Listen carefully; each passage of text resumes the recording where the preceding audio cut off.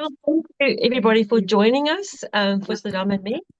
I'm thinking that we were just saying that we might do this more, this color exercises, because people always want to know what they can practice, and these color exercises are really good for you.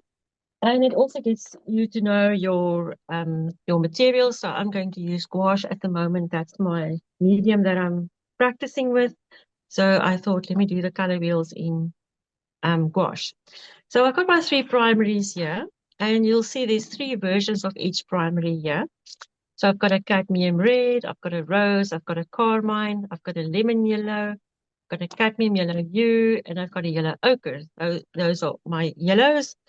And then the blues that I've got is ultramarine blue, primary blue, which is a cyan, or if you put white with it, it's almost like a cerulean, and then cobalt blue. So for the exercise, I'm actually going to use the primary blue and then the rose there and the lemon yellow. So it's a random choice. There's no logic to this. So it's just to see what oranges and purples and greens I can get from this. All right. So I'm going to put out some paint here. And because I want to keep the colors quite clean, I'm going to put out two yellows and two blues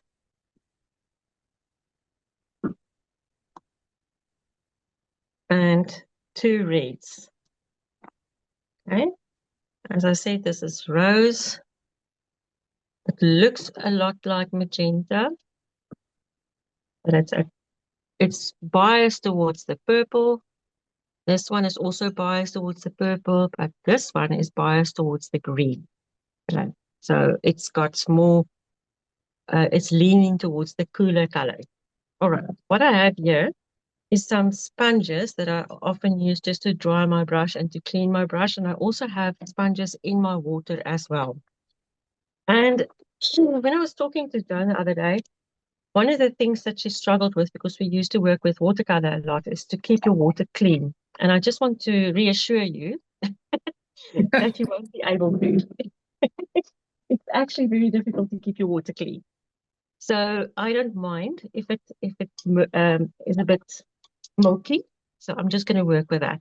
So you'll see in the triangles here, I've got the yellow, the blue, and the red.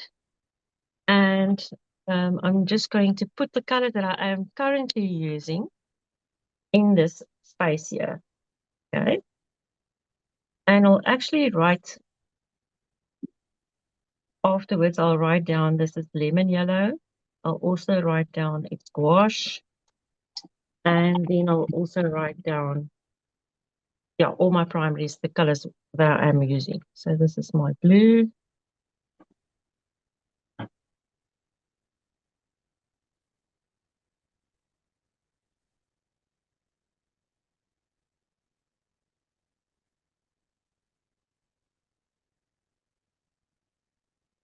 I'm trying to be neat here. I don't know why, because I actually don't really care about that much. Okay, so let's do the blue here.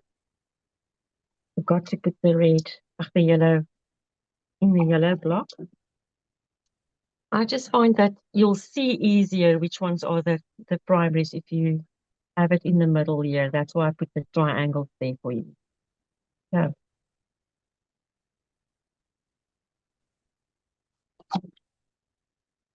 So Dom, are you looking for something? No, so far. Yes. No, so it's you can use it. You have your, you know where, I'm so sorry for bothering. No, you can ask me. Do you have a phone charge that I can use? Yes, in my room. You're welcome to use it on the left-hand side, and if you open it, you will see it's currently charging the what do you call it? The tablet. Okay, so that's my red, and yes, it looks a lot like magenta. And then you'll see, I forget again to put this in here as well. So hopefully you will also get the chance to do this. while I'm doing this or then afterwards, it doesn't matter. Okay, so this is the most basic and most common color wheels are yellow, blue, and red. The next one I'm going to do, I'm going to use different colors. So now I have to mix, I'm going towards this side first. Now I have to mix something that resembles orange. Okay, so my wheat color is yellow. Now, I hope you can see this. And I add a touch, just a touch of the pink there.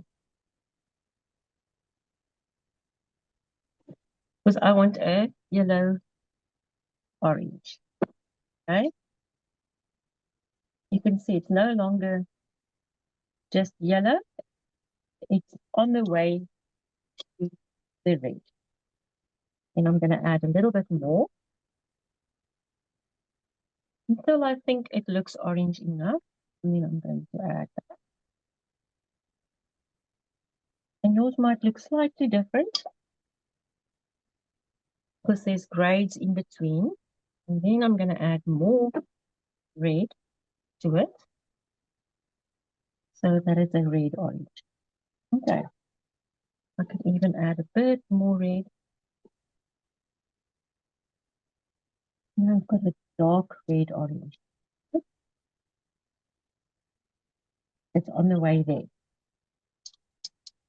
Actually quite a nice color because this is now leaning towards this side, the cooler side. These are a bit muted. So if I have used a cadmium red, cadmium red and a cadmium yellow, it would have been a brighter orange. And you can refresh your memory by looking at the video that Marley made for us. Or it's Marley, her name is Marley. That Marley made for us. She actually explained that very well. Okay, so let's do the purple side now. Now, purple is always the challenge because especially when you use colors that are not biased towards the purple, and it becomes quite dull. But okay, so that's the mix with the blue and the red. So I'll start by just adding some water to the red, add a touch of blue, not a lot, otherwise you will lose the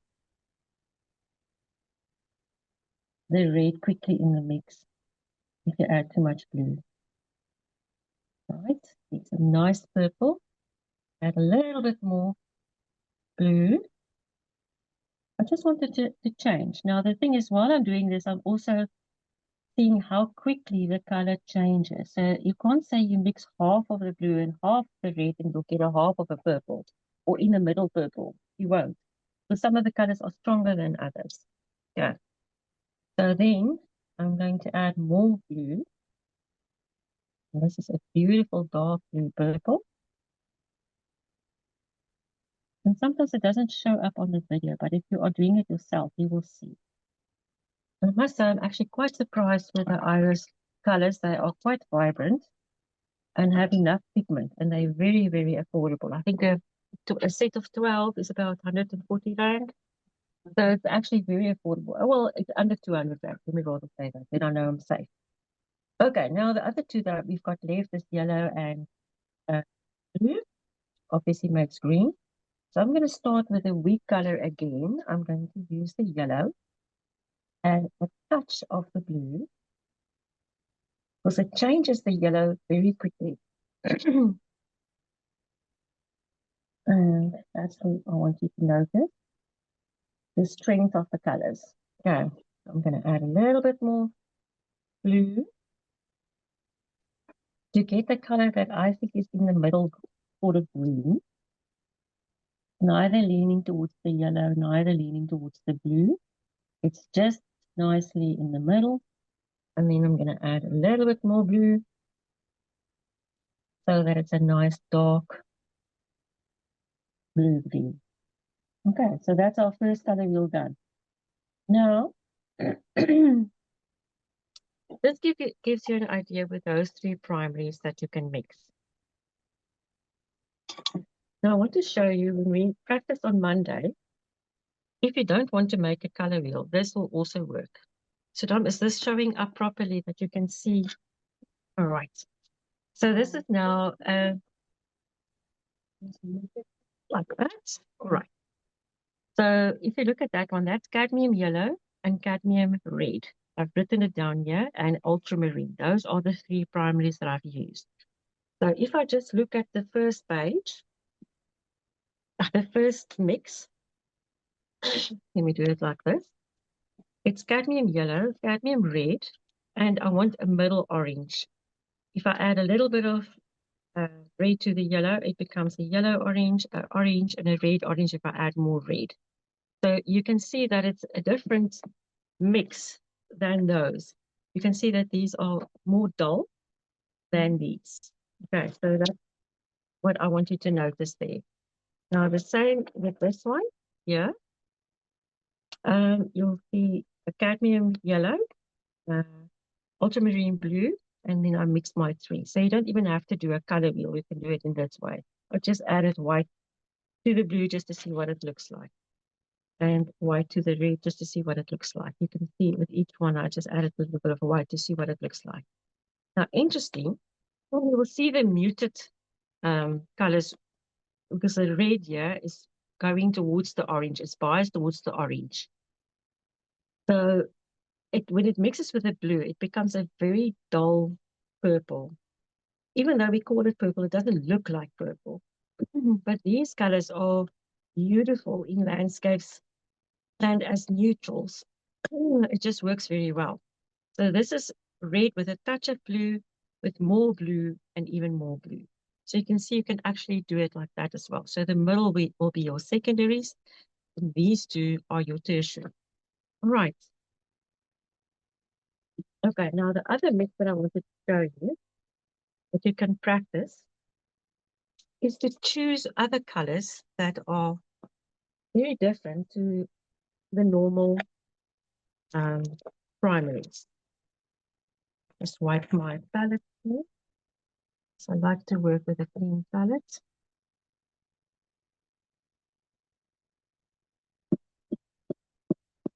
I'm just using a red white. And yes, it stays water soluble, but I find that sometimes it's just easier to start fresh and have a fresh sort of mindset. When you start fresh, it's a clean slate, a blank canvas. So I'm just going to wipe it off. And then the colors that I'm going to choose now for my yellow is yellow ochre. For my red, I'm actually going to choose a burnt sienna. Okay, it's got enough red in it. And I know from experience, if I mix this burnt sienna with white, it actually has a pink tinge, which says it's got a lot of red in it. And then I'm going to use indigo as my blue. All right. Again, I'm going to put out two yellows,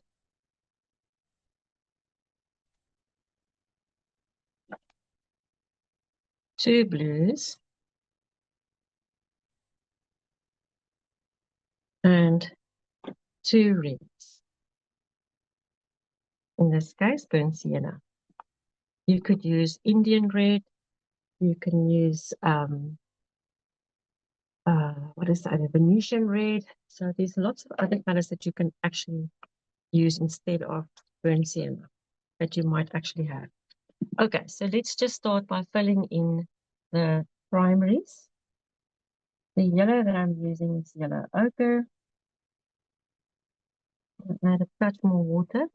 You know, while you're working with this, you're also building up a muscle memory of how much water you should add for it to work.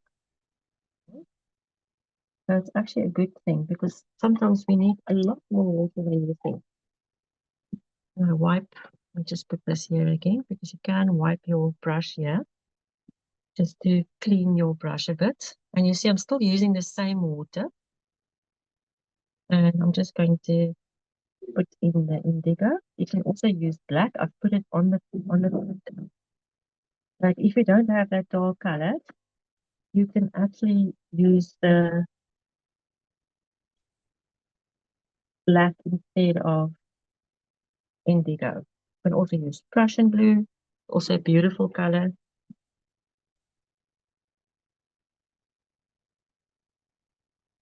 I'm looking forward to see the mixes of this one. I used this palette for my charcoal workshop and I actually loved it. And to see the range of mixes that you can get. Okay, for the red, I'm going to use burnt sienna. Now you can clearly see very different to the top one. So you can actually see how many mixes you can actually make by just using this. And another thing that I see is how opaque this burnt sienna actually is. Obviously also used less water. Anything can be semi-transparent if you add enough water, but it's definitely more opaque than the other colors.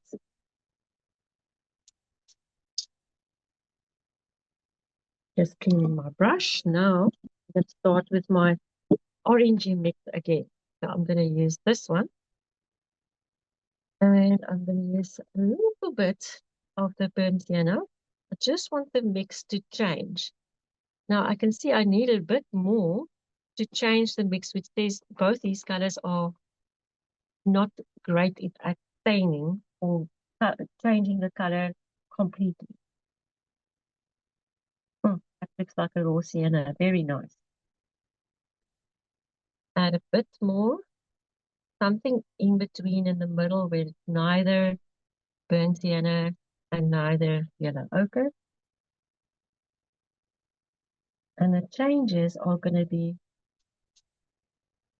almost less so. The changes are going to be a lot more subtle because these two colors are both earth tones and they are close to one another. We'll see if it dries differently. And just redo that one a bit. So the change is very subtle. Okay, if there is a slight change, I can actually add a bit more. Let me see if I add a bit more yellow to it, if it's more visible. There's a bit, yeah, that's a little bit better. Add a bit more yellow ochre. Yeah, so the colors are a lot more subtle. And I think if you would take a black and white photograph of this, these tonal values, when painted in full opacity, it's going to be very uh, same tonal value. The values are going to be very close to one another. Okay, so now I'm going to mix the blue and the brown here. So I'm going to start with the brown, which is representing the red. And I'm going to add a touch of the blue.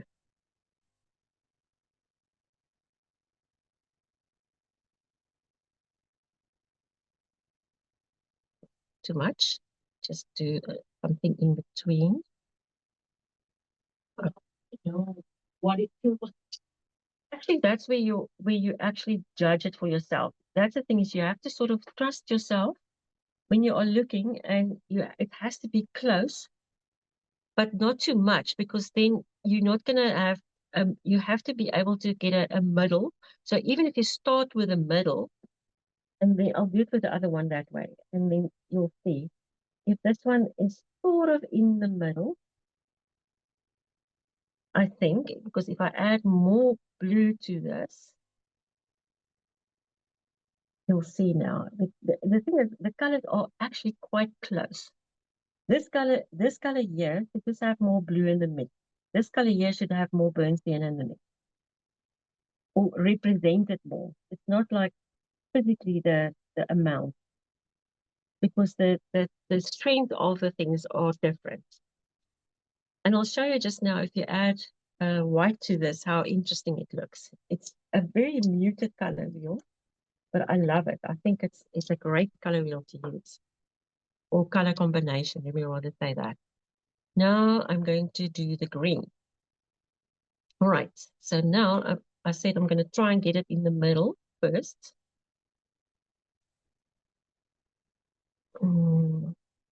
Now that's the thing, is you have to sort of develop an instinct, and the only way that you develop an instinct is by doing it a lot of the time. Okay, so this goes in the middle. And remember, you can change it. It's not set in cement. You can go over it. That's the nice thing about wash, is that you can actually go over it. Now, for the yellow part, I'm actually going to mix a slight little bit of yellow on the side here. You also have to find ways of making it work for you. Okay, I'm going to add a lot more yellow. And again, the changes are very subtle and you can almost not see it. I can even use more yellow to the mix so that it just has a slight change. Let me do that. So that's better. And I also want to bring the opacity of this one up so that it's nice and dark. Because I add a lot of water to that one, so it is a little bit too transparent. Right? And then I need one with more blue in the mix. And it makes for a very, very nice natural green. Because these colors are quite muted. So it's actually very nice. There you can see in the nice colors like that. I think this looks quite nice, the color wheel. Let me just see the time. Okay, so there's a little bit more time so I can show you that if you should mix some of these colors, let's take the bottom one and add a little bit of the white to the mixes. All right. So I'm just going to put out some white. And you always need like 3 or 4 times the amount of white because the white, you use it so much in your work that it just becomes very clear that it's used up very quickly. So this is now the color, that one, just added white. Right?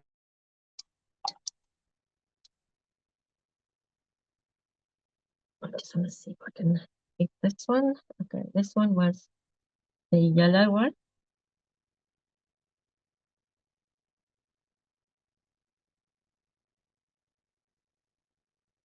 Okay. And the purple yellow one, the yellow ochre with white. So now the middle green with white. Gonna do that. So interesting. Okay, let's put the blue, just the normal blue, a bit of white. And you can see the blue itself is quite strong.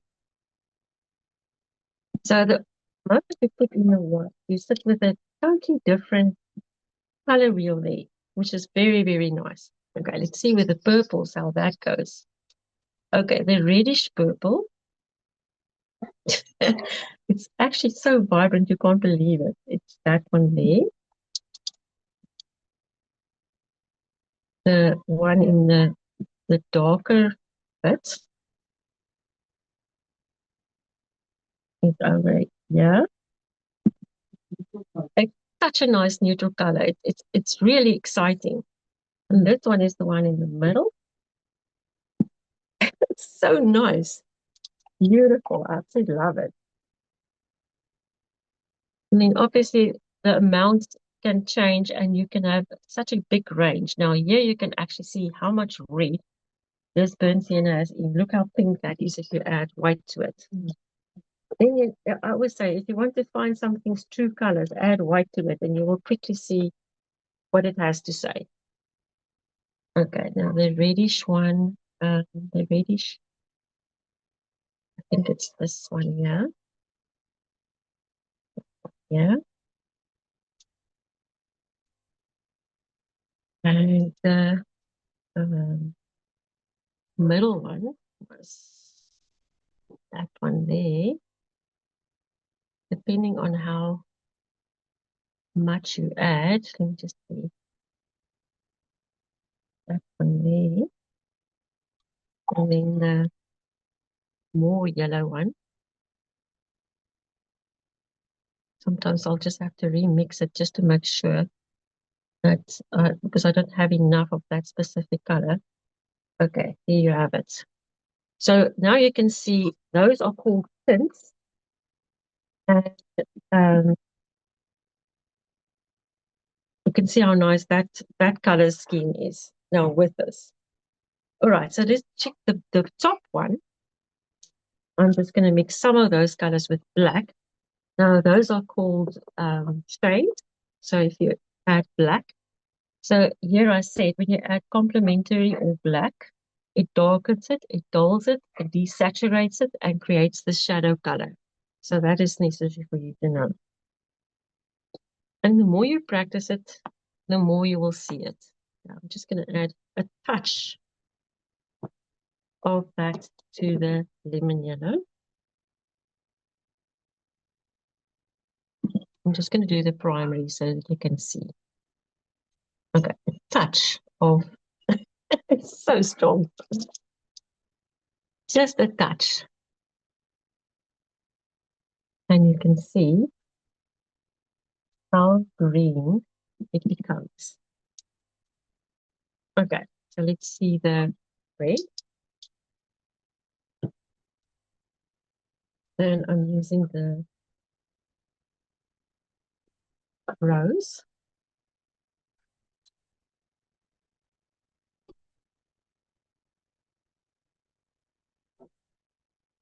With a touch of the black, just a little bit. That actually makes such a nice color. Let's put that. And if I add more black, you can see it's a beautiful color.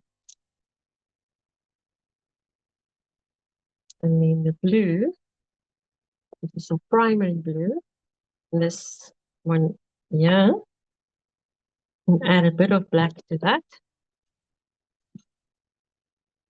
Oh, this is beautiful. Oh, lovely, lovely color. And you can see it almost looks like indigo. A lot like indigo. Just check this now.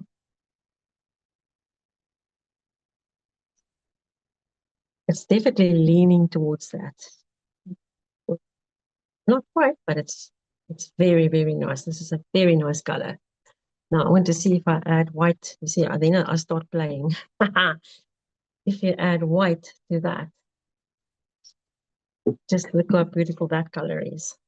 I mean, that's amazing.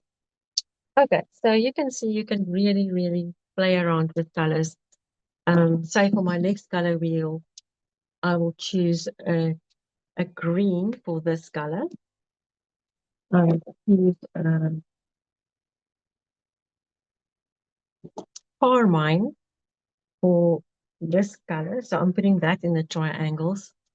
And then I can use something like cadmium yellow, say for this color.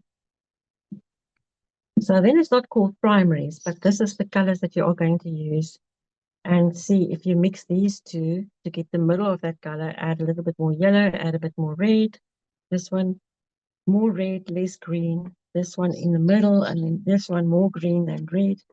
And you'll see what color wheel you can get out of that. So you can see you can actually play around with that a lot. Now, these things I will cut out and then put into my drawing book. Or you can just transfer it to your drawing book by copying the circle into the drawing book. Yeah. All right. I hope that helps, but that's just the first of my color theory. So that's an introduction, so you can see what you can do. And then over to Saddam. Yes.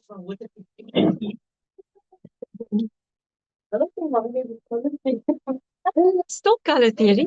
She's actually doing a very interesting thing is to see how colors influences other colors, because the color that you put next to it actually makes it pop or makes it dull or makes it more vibrant or dulls it or lightens it. It's incredible to see the differences that you can get. So she's going to show you that. It'll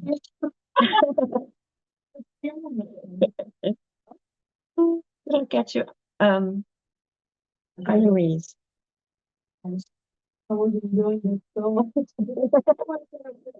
It's very therapeutic, so that's why I like doing it.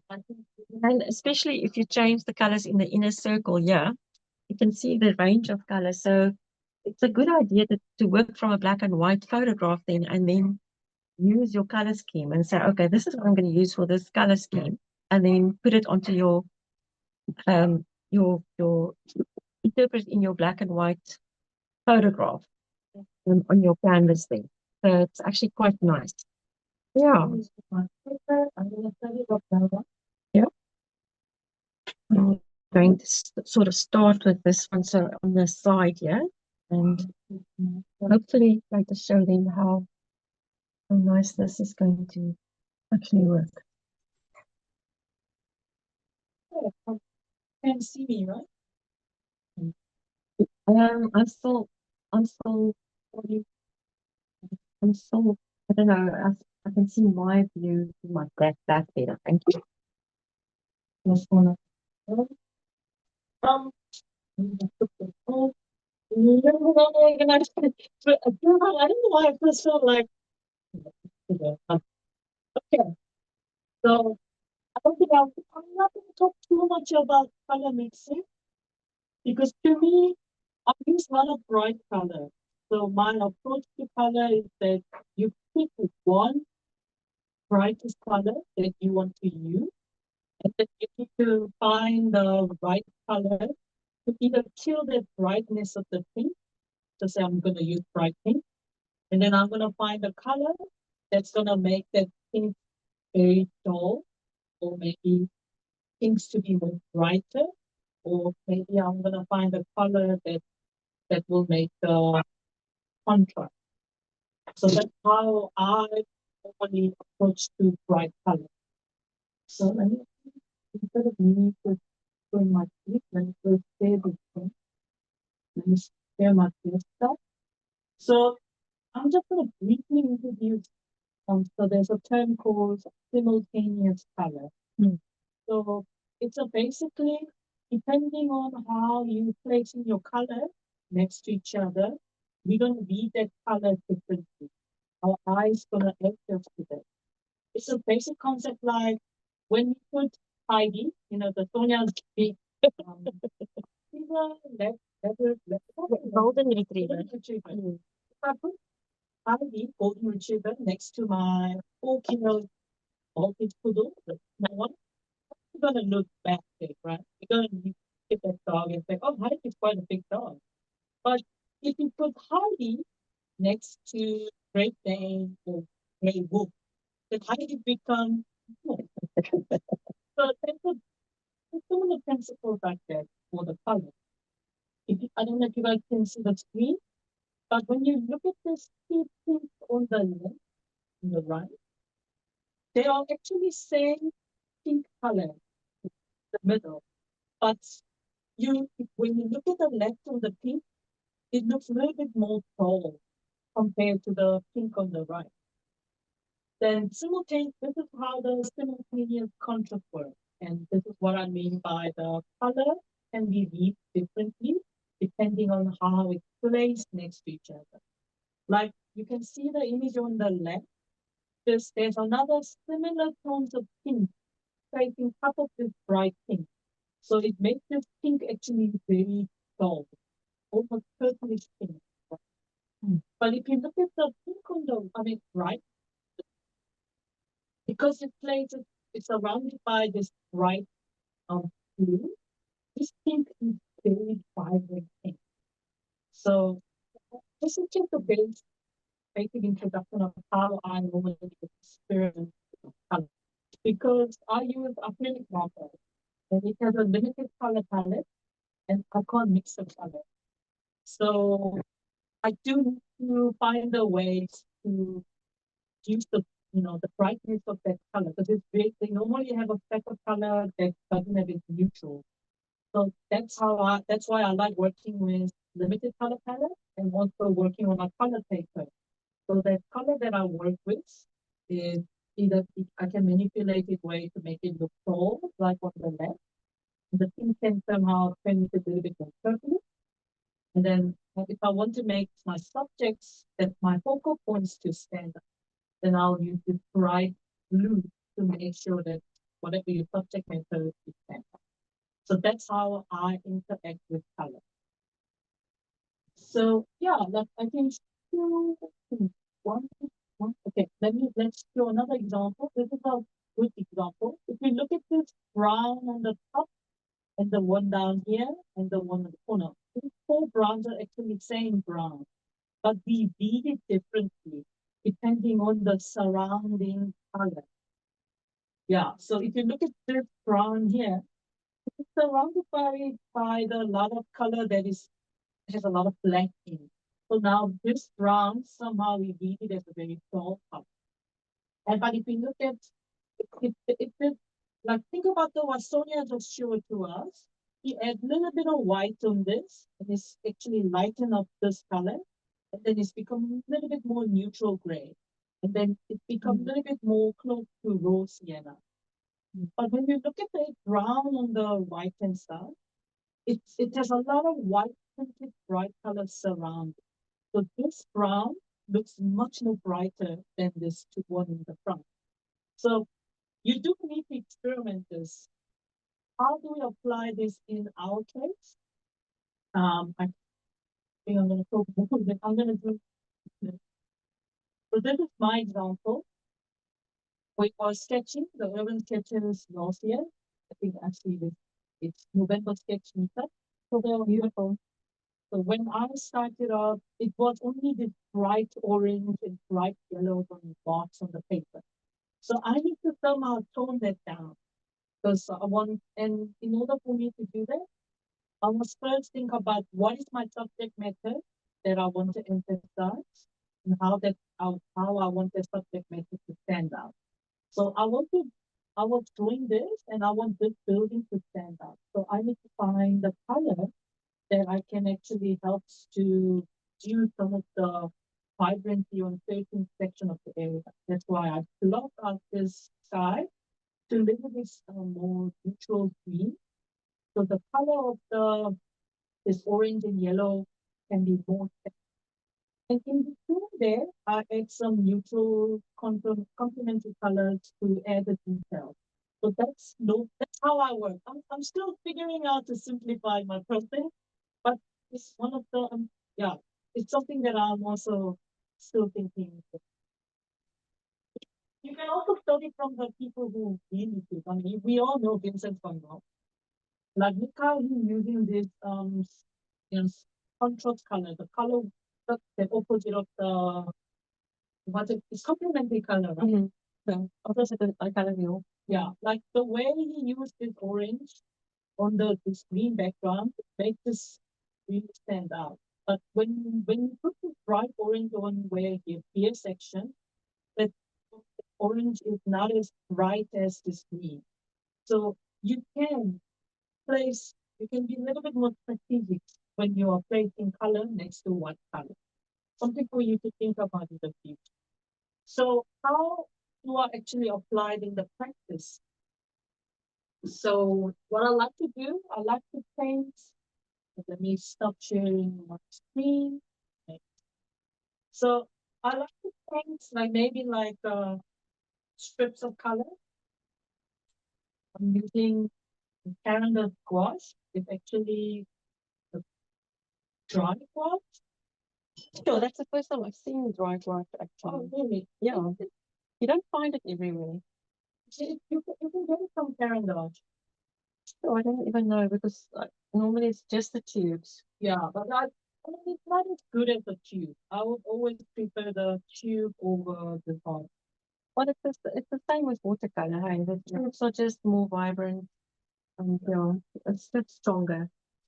So let me just say the color. Let's just say I'm gonna work on bright pink as my main color, my focal point.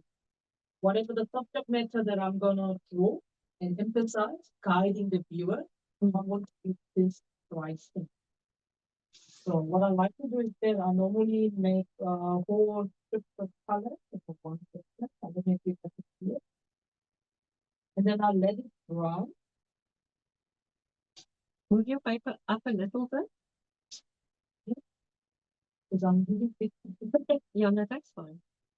So what I like to do, I make it dry, wait it to dry. Then I'll cut this off. I'm not gonna wait for this to happen. It might take a while. So I'm gonna show the example that I have. So I cut this paper and make it into tiny little cubes in different shapes. So this is how I normally fiddling around what color gonna work. So we cut it and then I'm gonna wait it dry, but I'm gonna use the one that's So this one I cut it and then cut into tiny pieces. So what I would normally do is that I do make another block like this. Wow. Yeah. Okay. So let's just say I'm not gonna mix it because I don't want to spend too much time on the mixing it. Let's just say we can start by complementary color because we want to create simultaneous contrast, and this normally happens when you choose the color that is opposite of your color wheel. It's just that we're looking back to Sonia's one, the opposite of this, because it's almost like this pinkish magenta. Opposite of that will be more or less a green color. So that's the complementary color that you can actually use the color wheel that Sonia actually to use. So now I will make a green because this pink is still bright, but opposite of that more or less gonna be green like this. And then add a little bit of now I'm gonna put it down here to see how the pink's gonna stand out or not. Let's just say let's choose the color that is similar range of this pink and see how this pink gonna look like. So I create this red block and then I put it down here. So we can put them right next to each other to compare how the color gonna be this. And that's how I normally experiment with. Like, how do we know what color works or not? Look at the edge and see how whether this color is clear or it's read differently or not. I mean, my iPad is not good at picking up the color differences. But maybe both of them has quite a bit of contrast, so we can read the pink. So maybe I can choose this pink has a little bit of more purple color to it. So let me move this to the more purple side of the pink and then go down. And you now see the pink compared here to there, it's much more dull. So this is the color that will kill my pink. I'm always looking for the color that kills my main color. Because so that's way to make your painting doesn't look too vibrant, to balance it out. So that's definitely the color that I want to use for to maybe dull my pink. And maybe if I want to make my pink a little bit more pop up, I can actually use this green or even this red for the contrast. So this is a way for me to let's look at some. And I can also create another dull color. So it was a little bit of this pink. And what did I use? And a little bit of this red. And then now it has this neutral purple mixed with this red. You can always refer to the wheel that Sonia showed to you. Create this, and then now it's time for you to play it around. I'm gonna bring this pink, this new white mix, little bit of. Is it brown? Yeah, it's a neutralized. Yeah, it's like a this pink. Yeah, so I wondered if you didn't put green with the pink. Yeah, I think that one of the, on the right hand side, like that green. Yeah, you probably dulled it down to that color. So I used this pink, and I used this green, and I did use some of the purple then. So I ended up choosing color within the three color. So you can put it right next to here, and put this on the green next to each other. You can already see this is another nice neutral color that you can use to tone your pink. So this Interesting, Saddam. Now the green and the pink looks a lot brighter. The green and the pink that you've got on the left is now much brighter than that one. That's the thing. So, like now, I can actually choose. I can play off. So here, choose the one color that you want to play around. Make it dull or make it brighter. See how they place next to each other will change the color reflected. You can even cut in this kind of interesting shape. It's also the how many portions of color used in the space can actually make things different. Wow. That green looks so vibrant now. Yeah, it's so interesting. So this is what I mean by the color is very contextual. It's all depending on how you place it and how you play it. So how does it actually apply it in actual practice? That is another thing. I don't know how to explain it. I'm still figuring it out.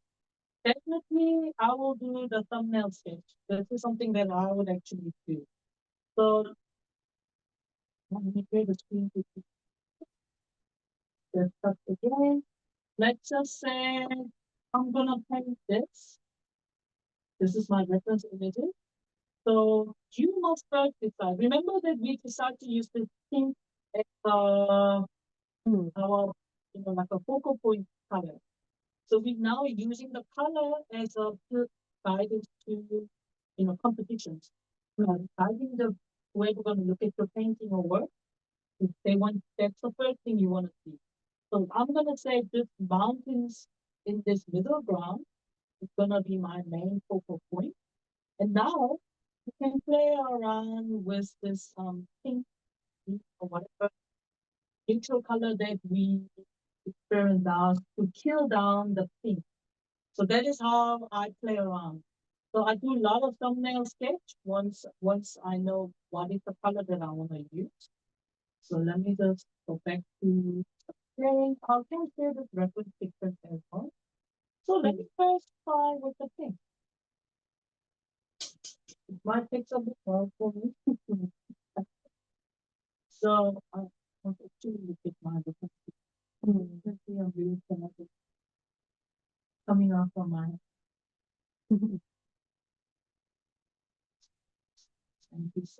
so let's just say this is very wrong.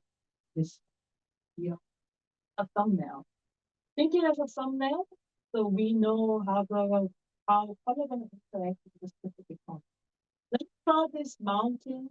We did decide that we're gonna use this middle ground mountain as a focal point. So let's start with pink. Okay. And the neutral, we did decide to work on a complementary color, which is green. So we have a little bit of pastel look to it. Oh, dear Lord, how fancy that. Hopefully I can figure out for yourself. That's another thing, like, don't delete your color that you already made.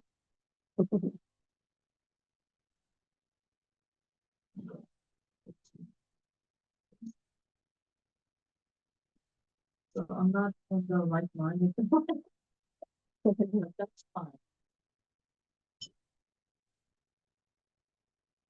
Now I can see where you're going. So don't worry, you're on the right track.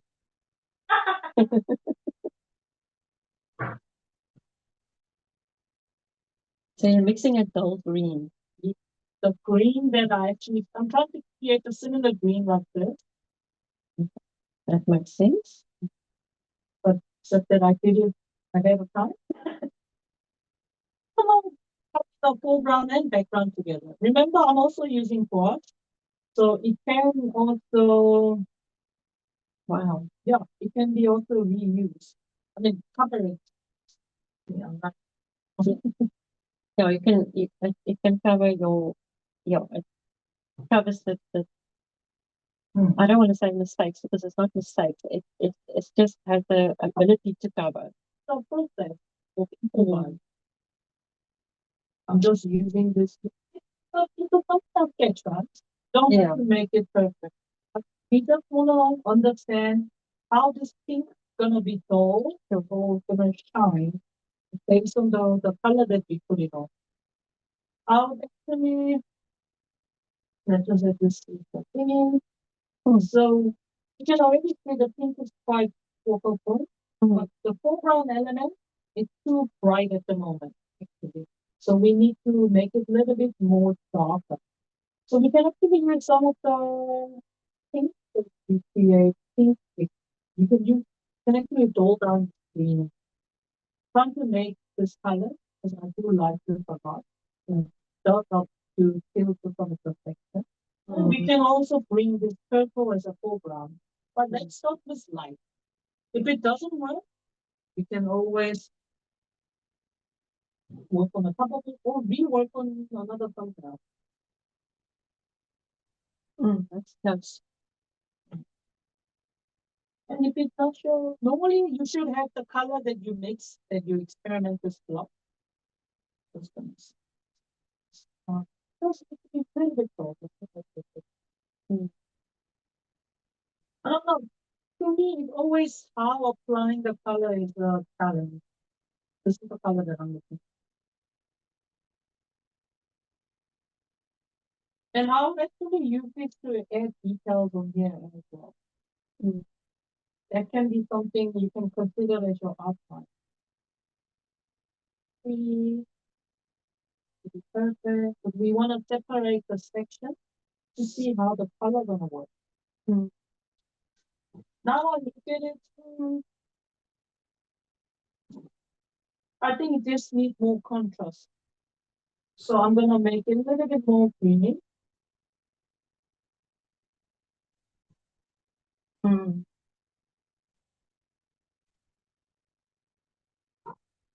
Because I'm still using similar shade of green. But I do recommend you to do this and then apply that. I would actually do that. At the moment, I didn't do the color palette specifically for that. But now, because I want the mountains to stand out, that's why my foreground elements is dulled down a bit. So now we can see our focal point of this mountain is the one that we want to emphasize. So if you want to add more detail from here, remember this thing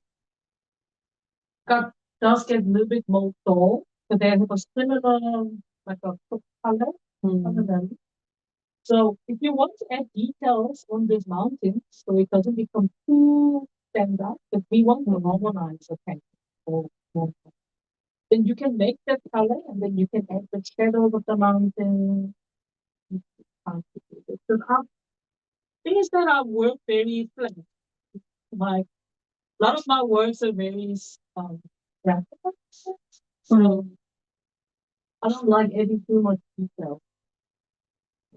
Yeah, it's designed like. And also, like I normally work with the tool that is already have a color.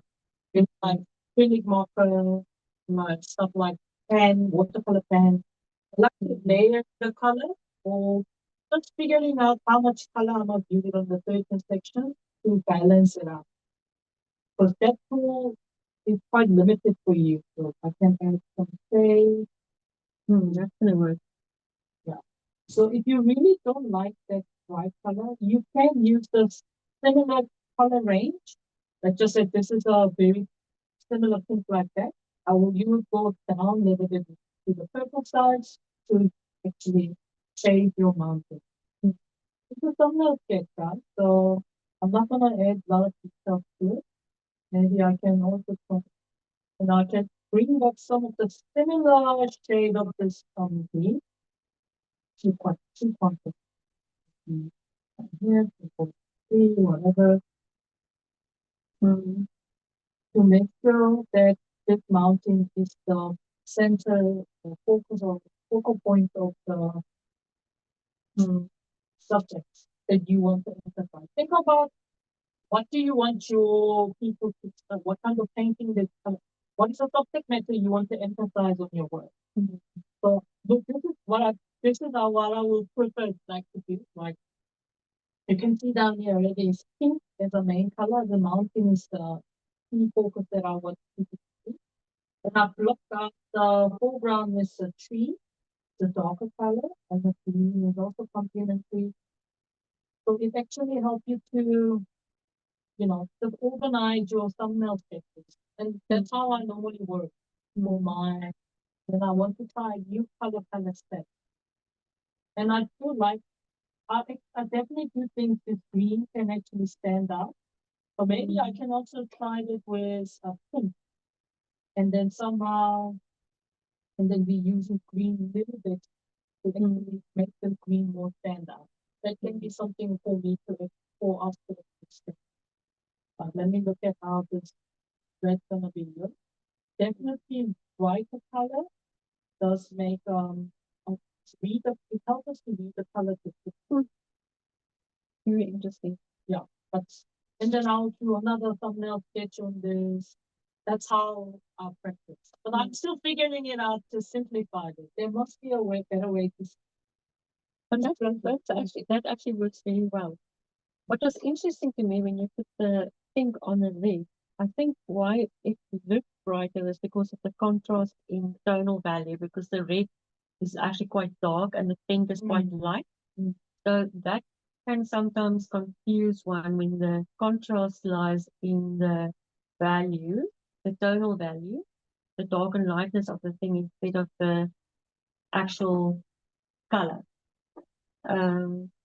Like with the one that you're putting on the purple now, the tonal values aren't that different. And on the green, the tonal values are close to one another.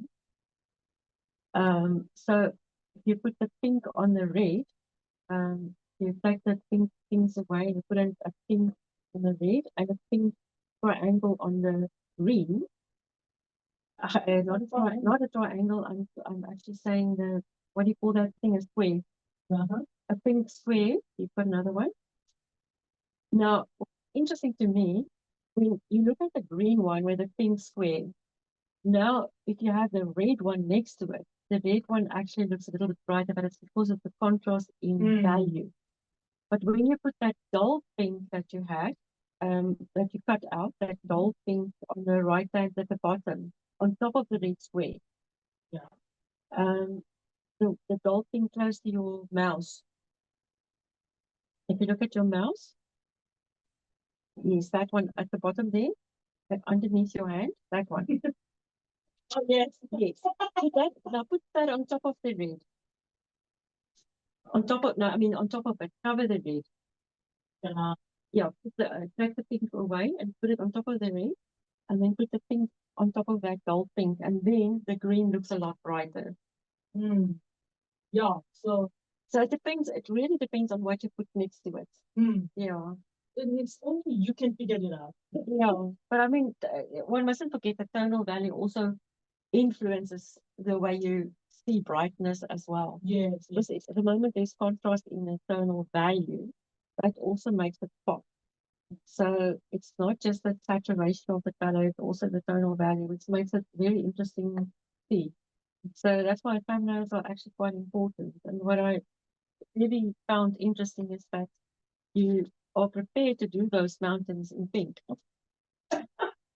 Oh, realistically, that's why I'm saying then I have to actually work from a black and white, and then I can change the things.